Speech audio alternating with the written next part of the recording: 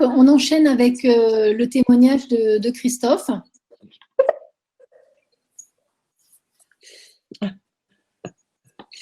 Parfait, merci Laurence. Bonjour à tous. Donc, avant tout, pour ceux qui ne connaissent pas, donc AG6 est une entreprise du numérique. On est une soixantaine de collaborateurs. On est basé dans l'Oise, à Noyon. On a la particularité d'être une entreprise libérée, pour ceux qui connaissent, une entreprise, on va dire, horizontale. Et on est déspatialisé depuis 2013. Donc, nous, le terme travail à distance, on l'a vraiment intégré dans l'ADN. Et donc, depuis 2013, on a vraiment intégré ça dans notre mode de fonctionnement. Donc, on a deux missions. Notre première mission, c'est accompagner les entreprises pour être collaboratifs.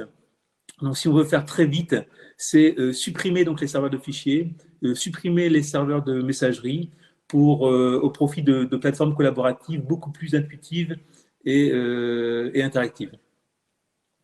Et on a une deuxième mission, c'est rendre l'information Atawadak. Donc, Atawadak, donc c'est anytime, anywhere, any device, any content. Donc, si on le dit en français, c'est d'avoir la capacité numérique de pouvoir travailler de n'importe quel endroit, n'importe quand, et à partir de n'importe quel périphérique. Et la dernière particularité, donc, on est essentiellement basé sur les technologies Microsoft, que vous connaissez probablement, Teams, SharePoint, Office 365, Yammer. Donc voilà, donc ce qui m'amène aujourd'hui ici, c'est le témoignage. Donc je vous ai dit, on est déspatialisé, donc on a intégré le travail à distance dans nos modes de fonctionnement donc depuis 2013. Donc on a pas mal de recul, on a mis quand même un certain nombre de choses en place. Donc pour vous situer juste le contexte, donc c'est un groupe de travail qui a mis ça en place. Et on a travaillé quasiment pendant 1 an et demi avant de commencer le travail à distance. Donc, pour ceux qui n'ont pas eu la chance et qui ont dû faire le travail à distance là, en 1 semaine avec le confinement, nous, on a eu la chance de le préparer et de travailler pendant 1 an et demi avec, entre autres, également la RACT pour vraiment que ce soit dans notre mode de fonctionnement, mais que ce soit un mode de fonctionnement serein. Alors, les dimensions sur lesquelles nous allons travailler, donc voilà, on a 4 dimensions. Donc, on a effectivement l'humain, qui est vraiment au cœur de nos entreprises et qui est fondamental dans la réussite de notre projet de travail à distance. On a travaillé également, bien entendu, sur l'organisation, sur la manière effectivement de gérer les métiers et les activités. Nous avons travaillé également sur le management, donc comment, en fin de compte, avoir un management qui soit adapté à ce mode de travail. Et enfin, sur les outils, qui restent effectivement le cœur, le point commun, en fin de compte, pour travailler de manière efficace. Alors, sur l'humain, donc le premier élément qui a été déterminant pour nous et qui est maintenant une ligne directrice, ce sont les moyens pour les télétravailleurs. Donc, l'idée, c'est vraiment que le télétravailleur ait tous les moyens à sa disposition pour travailler correctement. Donc, les équipements, donc pour travailler dans de bonnes conditions. Alors, dans la petite symbolique de ma présentation, vous verrez, il y a le petit symbole Jessie, qui est le petit personnage de notre logo, qui est en fin de compte la déclinaison en fin de compte opérationnelle de ce que nous avons fait par rapport à la thématique. La thématique ici, c'est donc des équipements pour travailler dans de bonnes conditions. Qu'est-ce qu'on a fait chez AG6? Eh bien, en fin de compte, les collaborateurs choisissent tous les équipements dont ils ont besoin, sans limitation. On n'a pas de kit. La seule chose qu'on leur demande, c'est ce que vous achetez, ce que vous nous faites acheter, il faut vraiment que ce soit utile dans votre métier. Et on a des collaborateurs qui commandent 2 ou 3 écrans parce qu'ils ont besoin effectivement d'avoir ça pour travailler. On a des collaborateurs qui nous demandent des scanners. Donc, peu importe, on leur fournit, à partir du moment où nous font la demande, on considère qu'effectivement c'est nécessaire à la réalisation de leur métier et on leur met à disposition.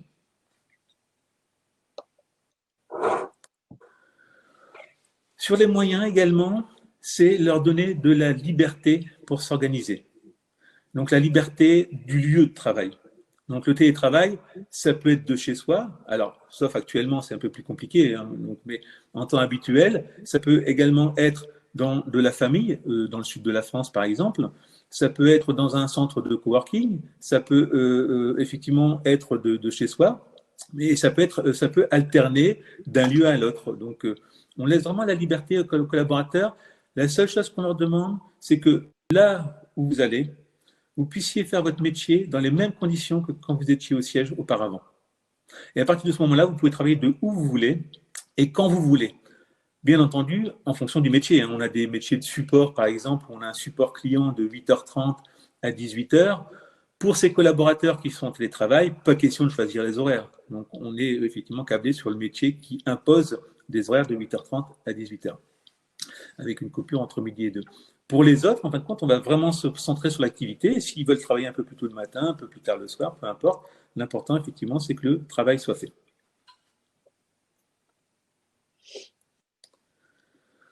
Dans les moyens également, c'est que quand un collaborateur télétravaille pour la première fois, on lui donne une prime pour d'aide à l'installation. Parce qu'on sait que travailler de chez soi, ça va engendrer des frais. Il va falloir s'acheter peut-être une chaise, peut-être une lampe de bureau supplémentaire. Donc on leur octroie une prime de 300 € qu'ils peuvent utiliser pour s'équiper avec les équipements dont ils ont besoin.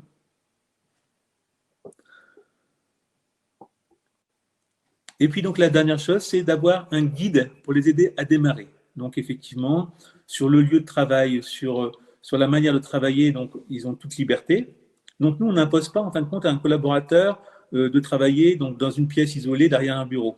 Parce que par expérience, on a des personnes qui préfèrent travailler en fonction, enfin en tout cas une partie de la journée, et bien peut-être dans le canapé, peut-être dans un autre lieu. Donc, ce qui est important, c'est qu'effectivement, nous, ce n'est pas ce qu'on conseille. Donc, dire, par exemple, travailler dans le canapé, ça peut être possible, mais attention, il y a des risques par rapport à la santé.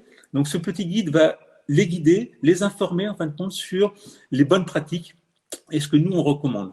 Par contre, c'est toujours lui qui a la liberté de choisir, effectivement, son organisation. Mais c'est important quand même qu'il ait toutes les informations à disposition pour faire les bons choix. Donc voilà, sur la partie, donc sur l'humain, donc les collaborateurs, les collaboratrices, le premier élément sur lequel on a beaucoup travaillé, donc ce sont les moyens. Le collaborateur, les télétravailleurs doivent travailler dans de très bonnes conditions et on ne doit pas se poser de questions, ils ne doivent pas se poser de questions par rapport à ça. Le deuxième élément auquel on a été très sensible, et Laurence en a parlé tout à l'heure, donc on l'appelait voilà, attention aux personnes particulières au moral des troupes, donc c'est tout ce qui est risques psychosociaux, au bien-être donc lié au travail à distance. Donc la première chose, c'est qu'on a multiplié les moyens d'expression des collaborateurs pour qu'à un moment donné, ils puissent avoir différentes sources pour remonter une information de mal-être. Donc, on a le réseau social d'entreprise, on a mis en place des baromètres, hein, donc on a un baromètre du bonheur, un baromètre de l'énergie, où on pose des questions très simples, hein, on a 5 questions, est-ce que tu vas bien, est-ce que les gens répondent avec soleil, nuage, pluie ou orage, ils ne sont pas obligés de répondre, mais au moins ils ont de pouvoir remonter cette information. Et également, on a les partages communautaires où effectivement ils peuvent interagir et s'exprimer sur leurs ressentis, sur les activités liées à l'entreprise.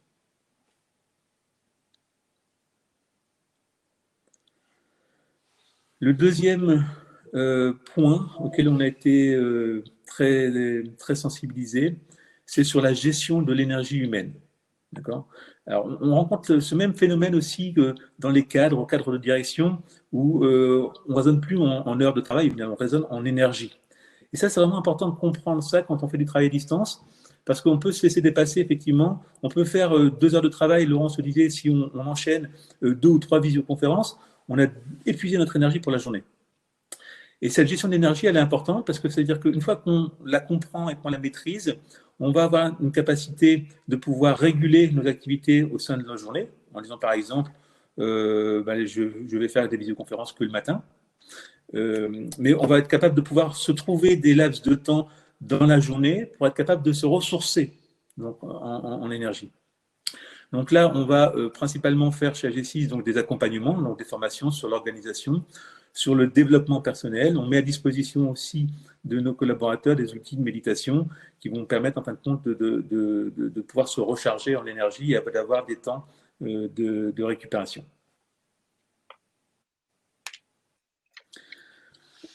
Donc le troisième point, c'est un soutien psychologique. Donc là aussi, très attentif aux risques psychosociaux qui sont liés à l'éloignement. Même si effectivement on a des points de rencontre, on le verra après, réguliers, on a des collaborateurs effectivement qu'on voit moins souvent que d'autres. Donc, on a ce qu'on appelle donc, chez nous un coach personnalisé. On a les organes classiques des entreprises, donc qui sont les RH, le CSE, hein, qui sont également des moyens pour remonter des informations à l'être. On a mis en place une cellule de psychologie externe, donc que les collaborateurs peuvent appeler de manière anonyme. Et on peut, pour les collaborateurs qui en ont besoin, eh bien, fournir donc, un accompagnement psychologique personnel, donc une thérapie éventuellement, pour aider les collaborateurs qui en ont vraiment besoin. Donc là aussi, c'est un peu difficile parce que sur certains types de soucis, eh bien, la frontière entre les problématiques qui sont liées à l'environnement personnel et l'environnement professionnel sont parfois difficiles à mesurer.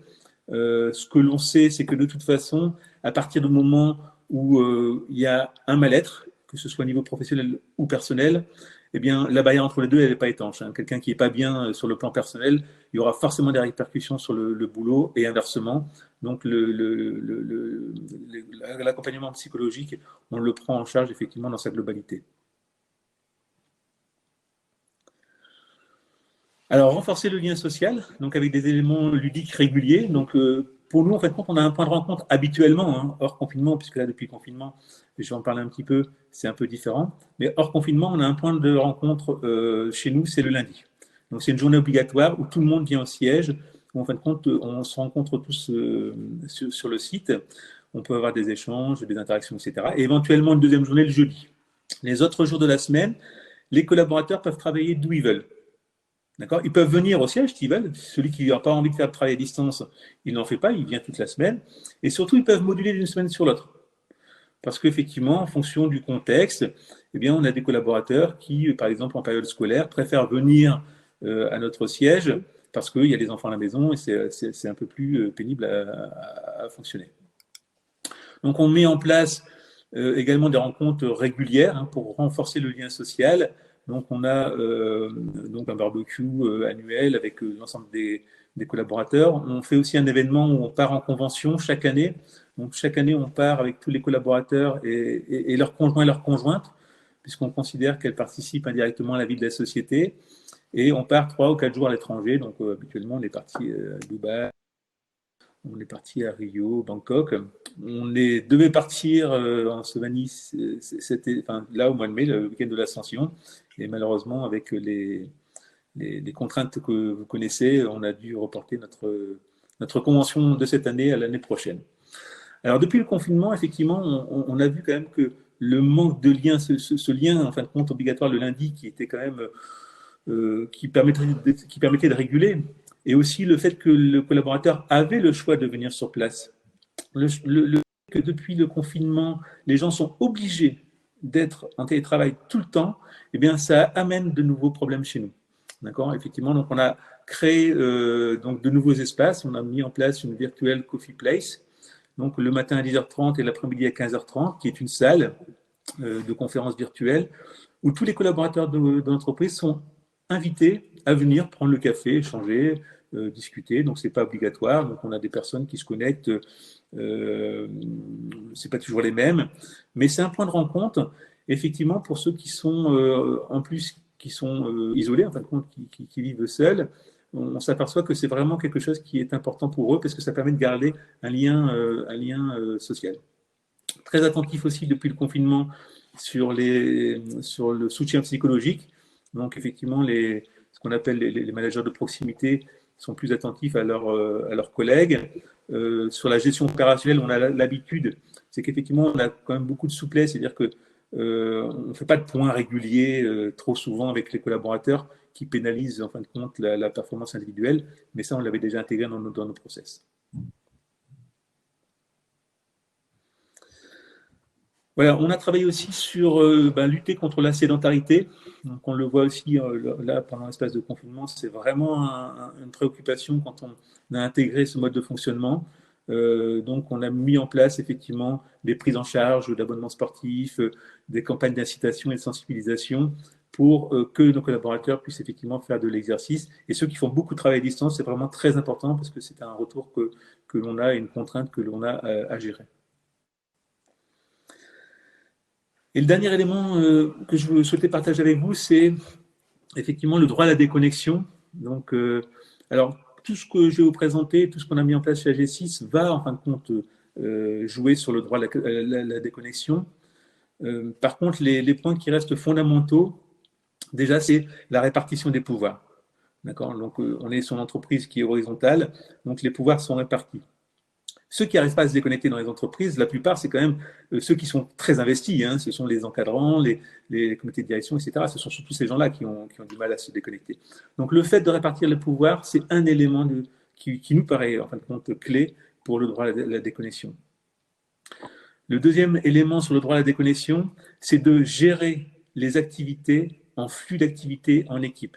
Donc, le principe, c'est qu'en fin de compte, sur les sujets, on n'a pas une seule personne, on a une équipe, et c'est géré sur un flux d'activités numériques. Donc, on a un flux d'activités qui fonctionne.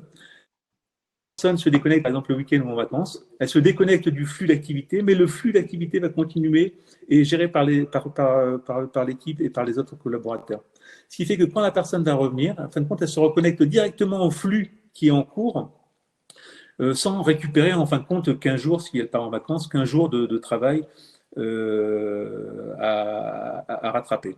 Et cette gestion de flux d'activité, pour nous, elle est déterminante sur le droit à la déconnexion, parce que le droit à la déconnexion, c'est pas juste fixer des horaires, on a le droit, on n'a pas le droit, parce que ça, on voit qu'effectivement, c'est une contrainte, parce que si les gens se connectent, c'est parce qu'ils sont préoccupés. Donc, à partir du moment où ils ne sont plus préoccupés, et quand ils savent que le travail est fait par d'autres, et qu'éventuellement, on peut définir un code d'urgence avec notre équipe, c'est ce que je fais moi quand je suis en congé, par exemple. On sait que si vraiment il y a le feu dans la boutique, on aura un SMS, on aura un code d'urgence qui sera activé et je serai sollicité. Mais en fin de compte, on peut vraiment se déconnecter et être tranquille. Et puis le dernier élément du droit à la déconnexion, c'est la sensibilisation. C'est autoriser les personnes. C'est-à-dire que déjà l'exemplarité, hein, donc moi je me déconnecte. Donc pourquoi moi, en tant que dirigeant, je me déconnecte et pourquoi vous ne le ferez pas vous? Donc, c'est donner l'exemple et dédouaner, de dire, enfin, il n'y a pas de souci que le week-end, on puisse ne pas regarder ses mails. Il n'y a pas besoin, en fin de compte. Et à la rigueur, si tu regardes tes mails le week-end, il faut qu'on regarde au niveau de l'organisation, il y a un truc qui est pas correctement fait.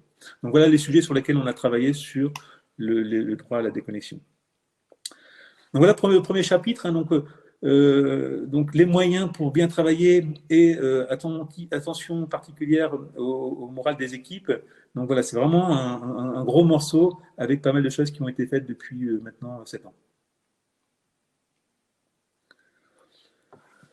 Sur l'organisation, donc qu'est-ce que nous avons changé dans notre organisation pour être capable de pouvoir mieux travailler? Donc une organisation plus horizontale. J'en ai un petit peu parlé par rapport au droit à la déconnexion, mais la première chose, c'est qu'on a fragmenté les activités. Donc nous sommes organisés en cellules. Dès qu'effectivement on a un regroupement de personnes, eh bien en fin de compte, on a une cellule qui est créée. Donc on a des cellules métiers, on a des cellules clients, on a des groupes de travail, on a des projets. Quand on a un nouveau projet, eh bien on crée une cellule et cette cellule donc est sur la base du volontariat. Par exemple, le projet de travail à distance, on a créé une cellule en disant voilà, on voudrait implémenter le travail à distance chez AG6, qui serait partant pour pouvoir travailler sur ce sujet-là. Et donc, on a eu des collaborateurs qui se sont portés volontaires. Ils ont coopté ce qu'on appelle un capitaine chez nous, donc c'est un team leader de la cellule. Et en fin de compte, ils ont pu avancer effectivement sur ce projet-là. Et vraiment, le fait qu'on ait fragmenté et qu'on fragmente l'activité donc par cellule, et quand ce sont des nouveaux sujets sur la base du volontariat, eh bien, c'est vraiment une force dans le mode de fonctionnement de travail à distance. Alors, ces cellules, elles sont interdépendantes. C'est-à-dire qu'une cellule qui va être créée, donc, elle va être en capacité d'avancer sur son sujet comme elle le souhaite, sans restriction. Elle a juste 3 obligations.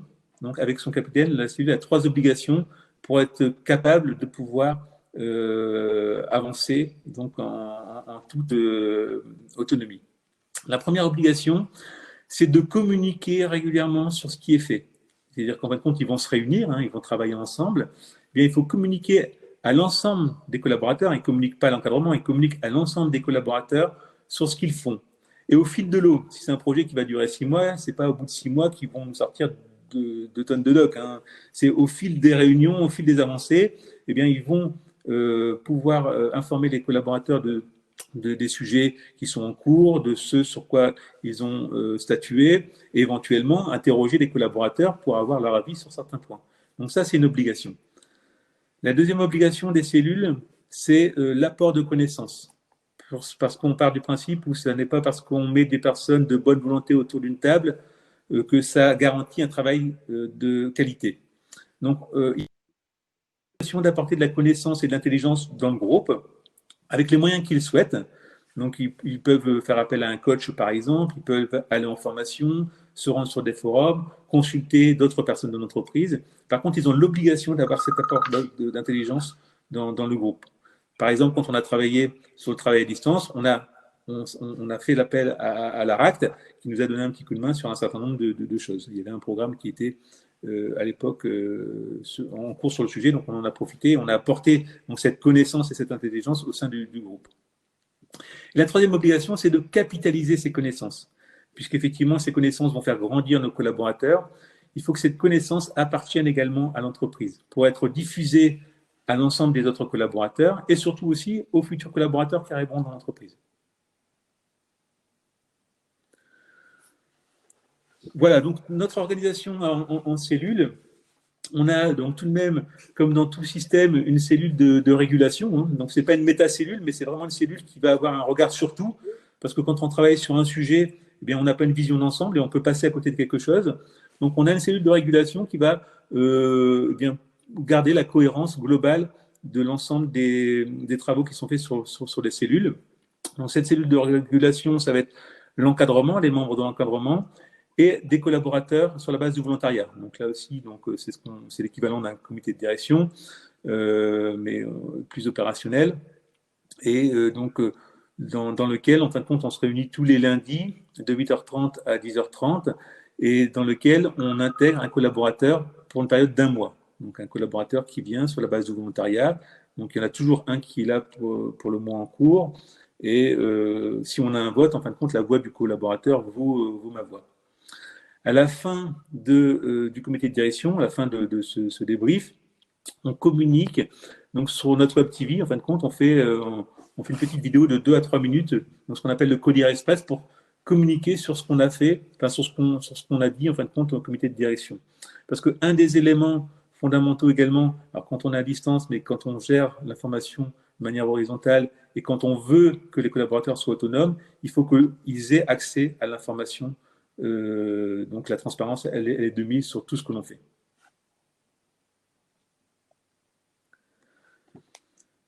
Et puis le dernier élément, c'est apport de connaissances et formation, donc qui est vraiment quelque chose de central pour nous, à tel point qu'effectivement on a créé notre propre académie depuis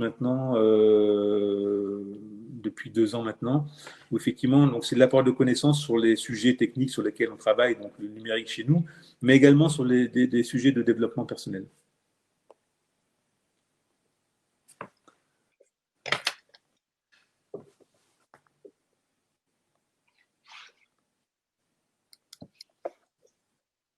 Enfin, donc, favoriser donc, l'autonomie individuelle.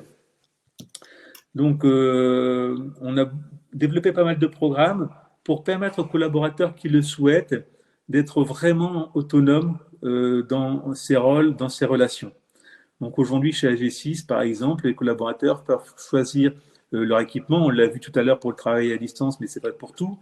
Ils peuvent choisir leur formation, ils peuvent choisir leur congé, ils peuvent choisir leur manager et ils peuvent même choisir leur prime. D'accord? C'est tout le temps, en fin de compte, c'est jamais obligatoire. Donc, c'est le collaborateur qui veut, en fin de compte, s'engager dans l'autonomie, donc avec la responsabilité associée, bien entendu, eh bien, il peut effectivement être très autonome. Et cette autonomie sur laquelle nous travaillons depuis 7 ans est un prérequis fondamental pour le travail à distance, puisque quand on est sur ce type de fonctionnement, on a besoin que les gens soient autonomes. On ne peut pas en fin de compte les contrôler et avoir des interactions trop fréquentes avec eux parce que ça use le manager et ça use également le collaborateur. Donc l'autonomie, c'est au cœur de ce fonctionnement à distance. Donc voilà un petit peu en termes d'organisation ce sur quoi nous avons travaillé et qui nous permet aujourd'hui d'avoir un travail à distance efficace.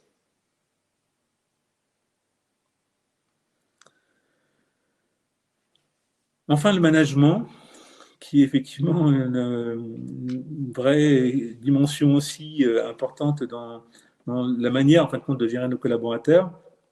Alors, déjà, chez AG6, donc, nous avons séparé le management relationnel du management opérationnel.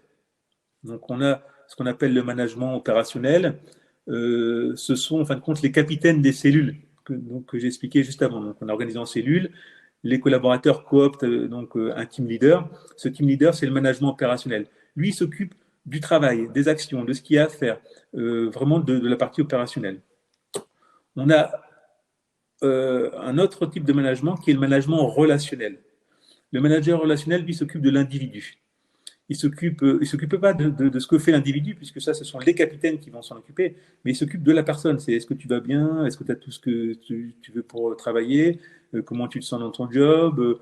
Voilà. C'est un peu un RH personnalisé et qui va permettre aux collaborateurs de vraiment, en fin de compte, d'avoir un coach personnalisé pour pouvoir évoluer et centrer sur lui.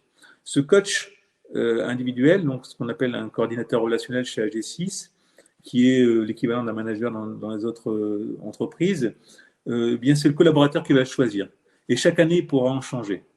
Parce qu'en fin de compte, à partir du moment où on centre l'intérêt que sur l'individu, la bonne entente entre le collaborateur et son coordinateur relationnel va vraiment être très importante. Et donc, c'est pour ça qu'on lui laisse le choix de le choisir et de le changer tous les ans.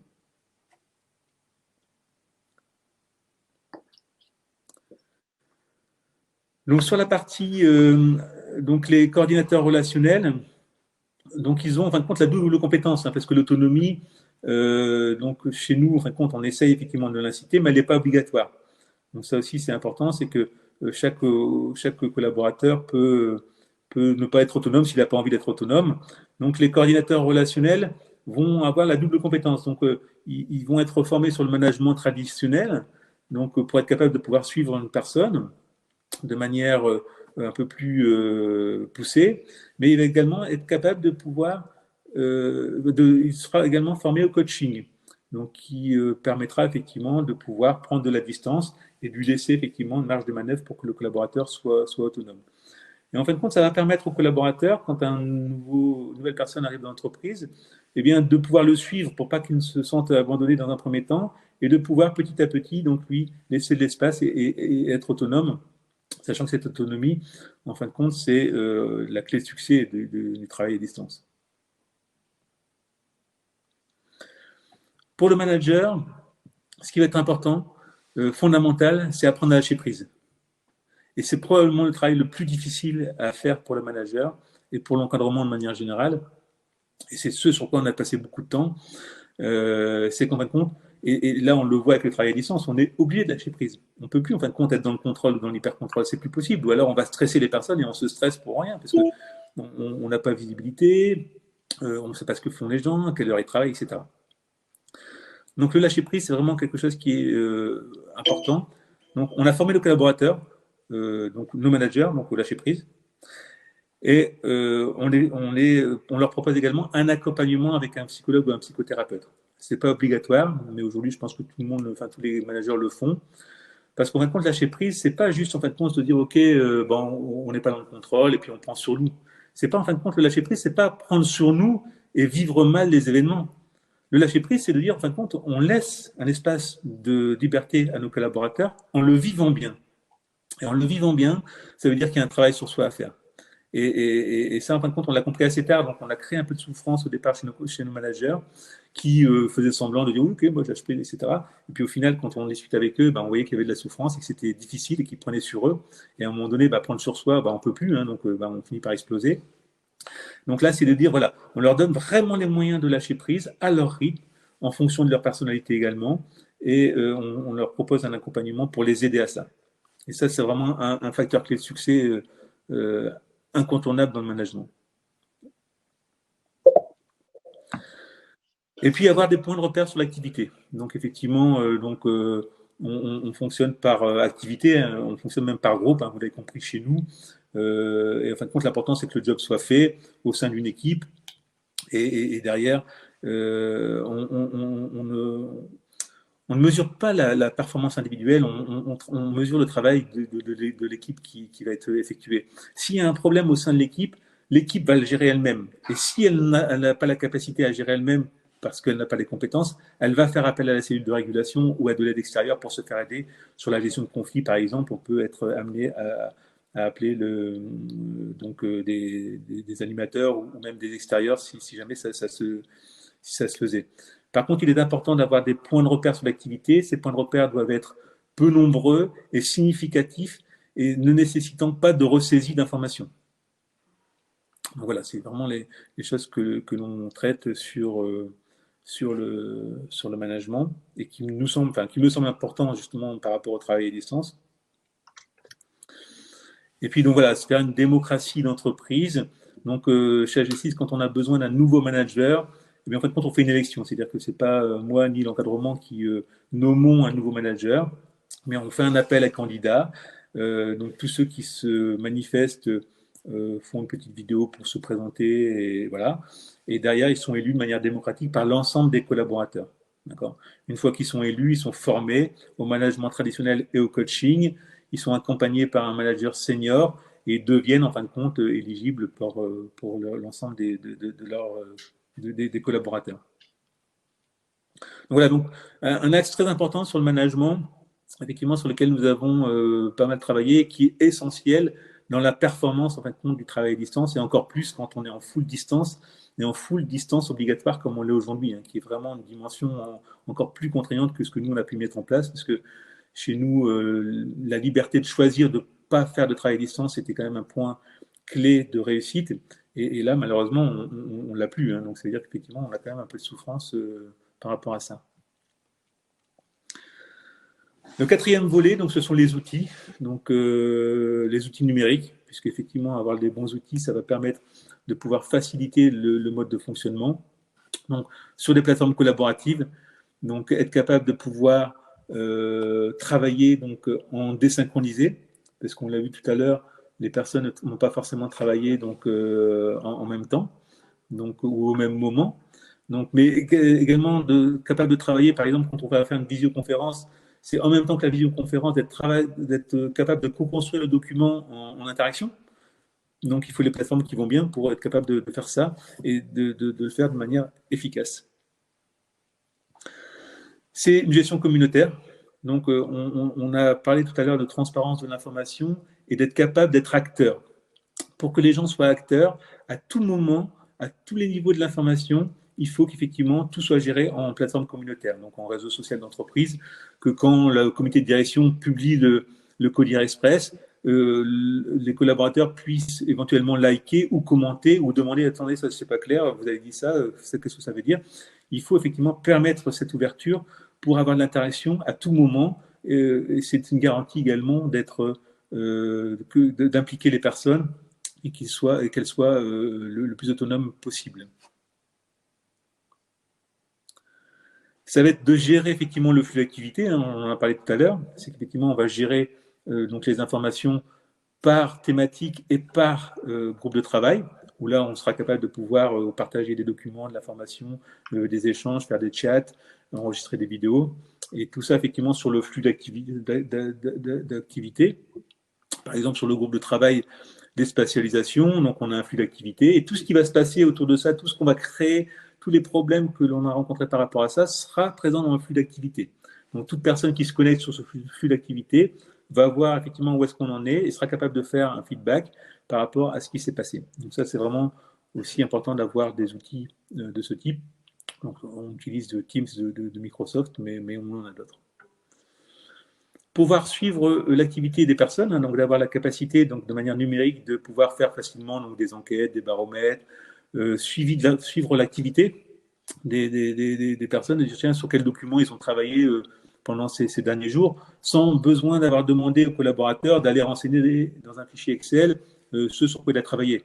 D'accord. Donc, à partir du moment où on a une plateforme collaborative, on est capable de voir qui a travaillé sur quoi de manière naturelle. Et ça permet effectivement d'être serein sur les modes de fonctionnement. Et en tout cas, dans un premier temps, au niveau du management, où le compte, cesser le contrôle, on aime bien quand même avoir une petite activité, ça permet de les rassurer dans un premier temps.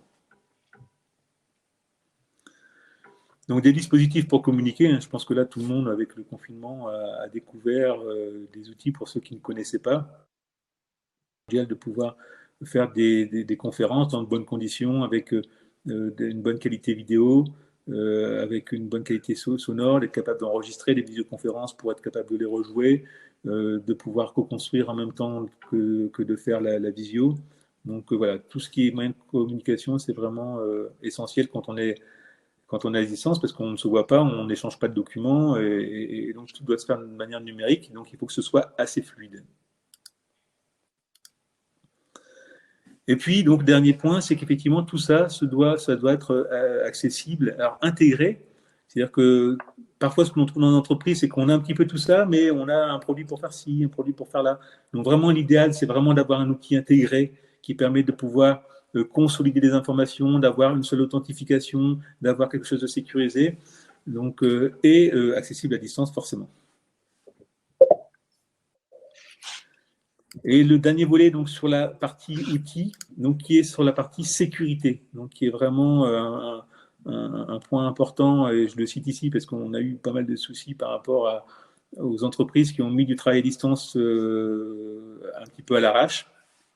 Donc, c'est vraiment intégrer le projet de sécurité au cœur du projet de travail à distance. Il faut que les gens puissent travailler, puissent accéder à l'information, puissent créer du contenu, mais de manière sécurisée, en gardant la confidentialité des documents et en préservant en fin de compte le contenu pour l'entreprise.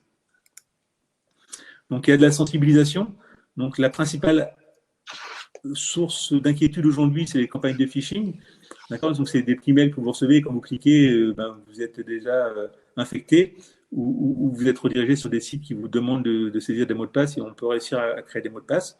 Donc on va par exemple nous faire des campagnes de sensibilisation. Donc on fait des simulations de phishing et on fait un petit état des lieux pour savoir, tiens, dans votre entreprise, il y a 10% de personnes qui ont cliqué sur le lien et qui ont saisi leur mot de passe. Et on fait une campagne de sensibilisation derrière. Donc c'est très marquant, je peux vous assurer que c'est très marquant pour les entreprises. Généralement, les gens font très attention par la suite. Et puis renforcer les contrôles d'accès. Donc ça, voilà, généralement c'est fait, mais c'est vraiment quelque chose qui est important, comme par exemple la double authentification.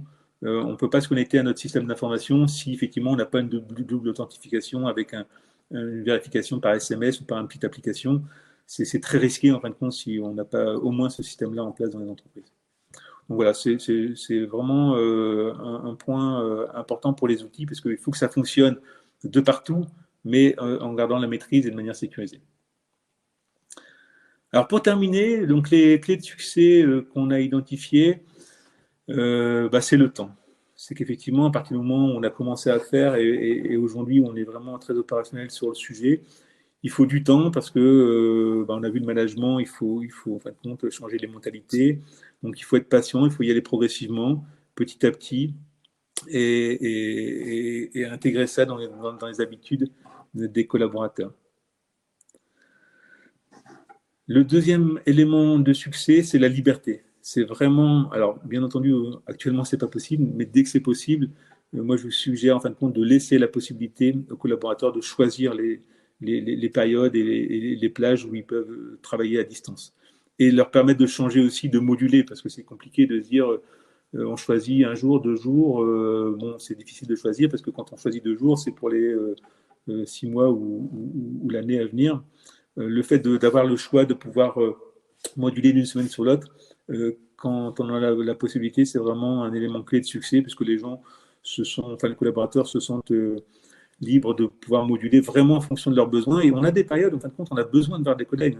Moi, je pratique quand même beaucoup de travail à distance. Il y a des périodes où je suis quasiment tous les jours au siège, parce que je suis une période où j'ai besoin de voir les gens. Donc, mais ce n'est pas tout le temps. Donc, la troisième clé de succès, c'est la connaissance. Donc, informer, accompagner les personnes. Hein. Donc, on a vu sur l'autonomie, sur la gestion de l'accompagnement des managers au lâcher prise, il y a du temps à passer en fin de compte pour transférer en fin de compte de la connaissance pour que tout ça se soit bien vécu. Et donc le dernier élément donc, qui reste central, mais on l'a tous vécu depuis le confinement, c'est effectivement les outils numériques, donc d'être en capacité d'avoir des outils qui soient performants, qui viennent dynamiser notre travail à distance. Voilà, j'ai terminé pour un petit peu l'expérience AG6, donc j'ai essayé de synthétiser un petit peu les points qui me paraissaient vraiment importants. Donc voilà, je ne sais pas si vous avez... Oui, parmi les questions, Christophe, il y en a une qui concerne finalement l'implication du CSE sur la mise en place des salariés actuellement en travail. Tout à fait. Alors le CSE, quand on l'a mis en place, c'était les délégués du personnel, ont une importance cruciale dans tout ce qu'on fait. Donc, c'est-à-dire qu'ils sont forcément impliqués, ils participent activement à tous les projets d'entreprise, y compris le projet de travail à distance. Là, par exemple, pour les cellules de crise qu'on a montées depuis le confinement, depuis le premier jour du confinement, de l'Oise, parce que dans l'Oise, on a commencé une semaine avant les autres, le CSE était intégré. C'est-à-dire que le CSE participe à toutes les réunions de crise et participe aux décisions de la crise. Donc, c'est vraiment, en fin de compte, dans notre culture, c'est de dire que tout ce qu'on doit mettre en place, il faut qu'il y ait un maximum d'acteurs concernés qui doivent être présents pour pouvoir être bénéfiques pour tout le monde. Donc, le CSE, aujourd'hui, est forcément présent et actif dans l'ensemble des projets, dont le projet de travail à distance.